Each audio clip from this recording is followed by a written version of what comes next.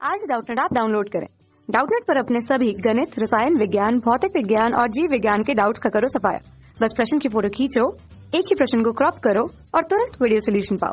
अभी डाउनलोड करें। हेलो दोस्तों, प्रश्न है 800 वर्ग मीटर क्षेत्रफल वाले एक आयताकार खेत में सिंचाई के लिए 160 घन मीटर जल का प्रयोग किया जाना है। इस खेत में जल स्तर की ऊंचाई क्या होगी? चलिए दोस्तों, इस प्रश्न को हल करते हैं। यहाँ पे दोस्तों हम मान लेंगे कि माना आयताकार खेत की लंबाई, यहाँ पे दोस्तों हम मान लेंगे कि आयताकार खेत की लंबाई यहाँ पे आ जाएगा। आयताकार खेत की लंबाई, इसे दोस्तों हम मान लेंगे L के बराबर। और दोस्तों आयताकार खेत की चौड़ाई को हम मान लेंगे यहाँ पे, इसे मान लेंगे B के बराबर। और प्रश्न में दोस्तों हमें दिया हुआ है कि इसका क्षेत्रफल 800 वर्ग मीटर है और सिंचाई के लिए 160 घन मीटर जल का प्रयोग किया जाना है। तो हमें खेत में जल स्तर की ऊंचाई ज्ञात करनी है। तो यहाँ पे दोस्तों हम जल स्तर की ऊंचाई को मान लेंगे। यहाँ पे आ जाएगा जल स्तर की ऊंचाई। ठीक है, यहाँ पे हम लिख लेंगे जल स्तर की ऊंचाई, इसे दोस्तों हम H के बराबर मान लेंगे। तो अब दोस्तों हम प्रश्न से चलेंगे। ठीक है, प्रश्न में हमें दिया हुआ है खेत का क्षेत्रफल 800 वर्ग मीटर।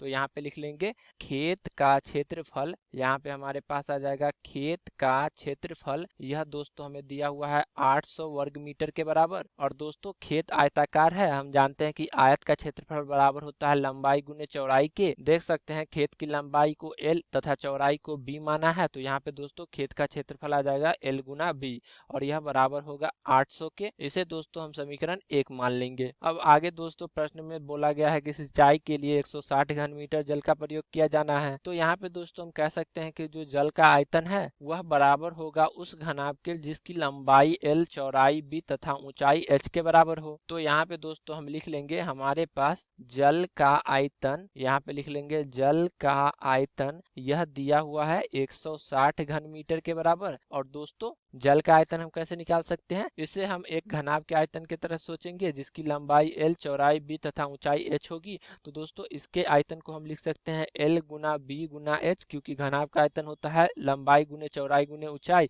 और यह बराबर होगा 160 के। अब दोस्तों यहाँ पे हम समीकरण 1 से, ठीक है, समीकरण 1 से L गुना B का मान रख देंगे।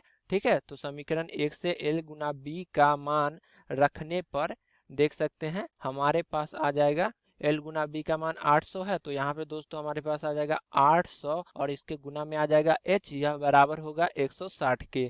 यहाँ से दोस्तों देख सकते हैं जब हम H का मान निकालेंगे तो यह आ जाएगा 160 बटा 800। दोस्तों एक शून्य से एक शून्य कट जाएगा और 16 का भाग देंगे 16 में तो यह एक बार में कटेगा और 80 में 16 का भाग देंगे तो यह 5 बार में कटेगा। तो यहाँ से दोस्तों हमारे पास आ जाएगा 1/5, जिसे हम लिख सकते हैं 0.2 के बराबर। तो दोस्तों जल स्तर की ऊंचाई आ जाएगी 0.2 मीटर के बराबर। ये हमारे प्रश्न का उत्तर हो जाएगा। आशा करता हूँ कि आपको इस प्रश्न का हल समझ में आया होगा। तब तक के लिए धन्यवाद। कक्षा 6 से 12वीं से लेकर नीट, IIT, JEE वो एडवांस के लेवल तक 1 करोड़ से ज्यादा छात्रों का भरोसा। आज ही डाउनलोड करें डाउटनेट ऐप या व्हाट्सएप करें अपने सारे डाउट्स 8400 400 400 पर।